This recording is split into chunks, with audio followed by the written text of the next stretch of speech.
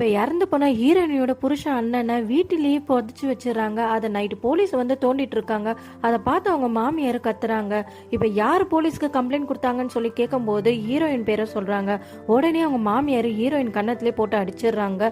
எதுக்காக இப்படி பண்ணன்னு கேட்கும்போது, நேற்று உன் தங்கச்சி அவனோட பாய் ஃப்ரெண்டோட இருக்கத பார்த்து இந்த அண்ணன் தான் போய் கேட்டாரு. அதை இன்னொரு அண்ணன் வந்து அவரை தடுத்து கூப்பிட்டுட்டு போய் எக்ஸ்ட்ரா ஒரு மாத்திரை கொடுத்து அவர் தூங்க வச்சாரு.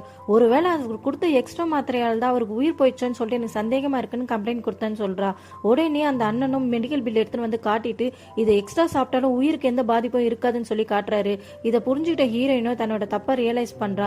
இப்ப போலீஸ் அவங்க ஃப்ரெண்டுன்றதுனால தோண்டி எடுத்த பணத்தை ப்ராப்பரா புதைச்சு கொடுத்துட்டு போலீஸ் வந்து ஹீரோயினு கிட்ட நீங்க கொடுத்த கம்ப்ளைண்ட்னால அவரோட பாடியை நாங்க போஸ்ட்மார்ட்டம் பண்ணிட்டோம், உங்களோட மாமனாரையும் நாங்க போஸ்ட்மார்ட்டம் பண்ணிட்டோம், ரிப்போர்ட் சீக்கிரம் வந்துடும், நான் கண்டிப்பா உங்களுக்கு இன்ஃபார்ம் பண்றேன் அப்படின்னு சொல்லிட்டு போறாரு. ஹீரோயின் கிச்சன்ல ஏதோ ஒரு காய பாக்குறாங்க. அதை பார்க்கவே புளியங்க மாதிரி இருக்குன்னு சொல்லிட்டு ஆசையை எடுக்கிறாங்க.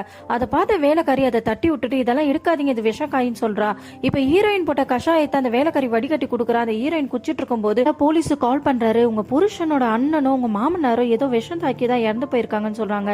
பேசிட்டு இருக்கும் போதே ஹீரோயின் மயக்கச்சு ஊந்துடுறாங்க. என்னன்னு சொல்லிட்டு அவங்க ஹஸ்பண்டும் போலீஸும் வந்து செக் பண்றாங்க. செக் பண்ணும்போது அவ குடிச்ச கஷாயத்துல தான் ஏதோ கலந்துருக்குன்னு சொல்றாங்க. உடனே வேலைக்காரி தானே இதை வடிகட்டி கொடுத்தான்னு சொல்லிட்டு வேலைக்காரியை போட்டு அடிக்கிறாங்க.